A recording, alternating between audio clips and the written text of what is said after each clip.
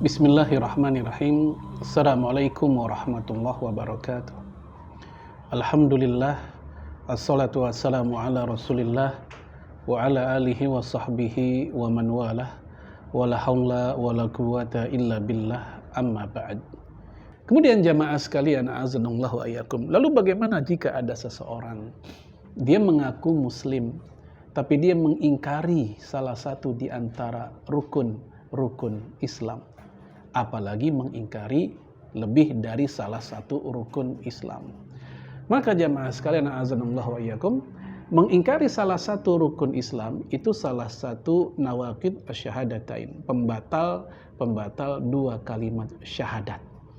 Hal ini tidak ada beda pandangan para ulama kita, siapapun orangnya, di mana orang tersebut mengingkari salah satu rukun di antara rukun Islam. Misal dia sholat, tapi dia tak mengakui kewajiban sholat, walaupun dia sholat.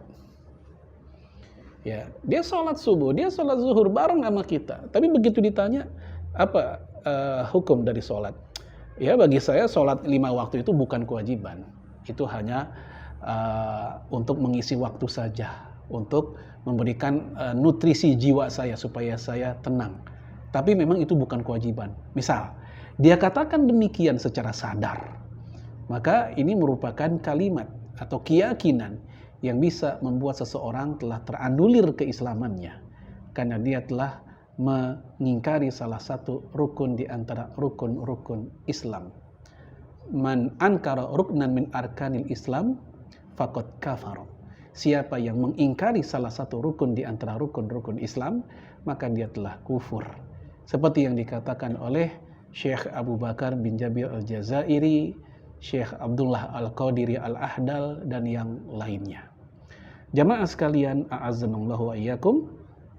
Kemudian ketika Rasulullah alaihi salatu wassalam menjawab atau menguraikan 5 rukun Islam tadi, laki-laki tadi berkata, sodakta, engkau benar. Nah, jawaban laki-laki tadi, sodakta, engkau benar, itu direspon oleh Umar bin Khattab, fa'ajibna lahu. Kami heran, kami kaget, kami terkagum-kagum dengan orang ini. Kenapa? Karena yas'aluhu wa yusaddiquhu. Dia yang nanya, dia yang membenarkan. Biasanya ketika orang bertanya, lalu dijawab oleh yang ditanya, ya, lalu yang bertanya mengatakan Anda benar, maka itu menunjukkan dia posisinya lebih tinggi, lebih tahu. Sebagaimana seorang guru bertanya kepada siswanya, ya, ini apa maksudnya? Dijawab oleh siswanya, A, Anda benar. Biasanya kan begitu. Lah ini kok laki-laki tadi menjawab dengan sodakta, engkau benar. Itulah yang membuat para sahabat Nabi heran, ini orang siapa? Seakan-akan mendikte Rasulullah sallallahu alaihi wa ala alihi wasallam. Qala, maka dia, si laki-laki tadi berkata lagi, fa akhbirni anil iman.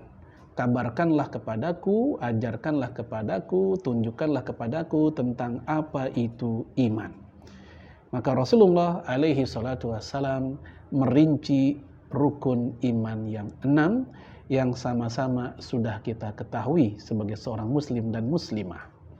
Apa kata Rasulullah? Antu'mina billah, engkau beriman kepada Allah, wa malaikatihi wa kutubihi wa rusulihi wal yaumil akhir, juga beriman kepada para malaikatnya, kitab-kitabnya, rasul-rasulnya, dan hari akhir. Wa tu'mina bil qadri khairihi wa syarrih, dan engkau pun juga beriman kepada qada dan qadar, yang baik dan yang buruk. Jamaah sekalian, a'azanallahu ayyakum, rukun iman yang 6 ini bukan hanya ada di Quran, bukan hanya ada di hadis, di Quran pun juga banyak tersebar, ya, beragam ayat.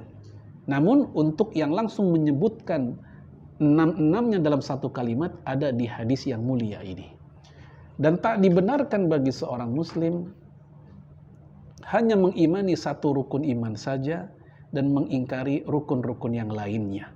Sebagaimana yang tadi, ketika ada orang meyakini 1 atau 4 rukun Islam, tapi dia mengingkari yang lain, maka itu masuk kategori nawaqid asyhadatain. Iman juga demikian.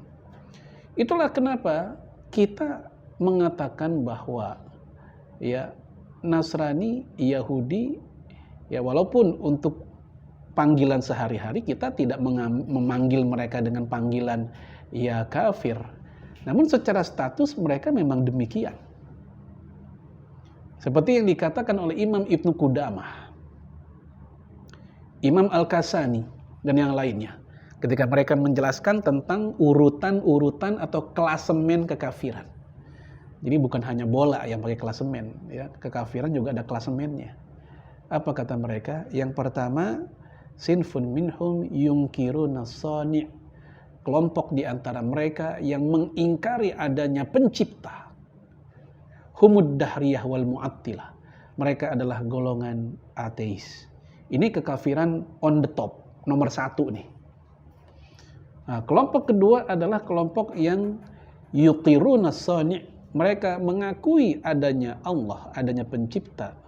Namun yunkiruna biwahdaniyatihi.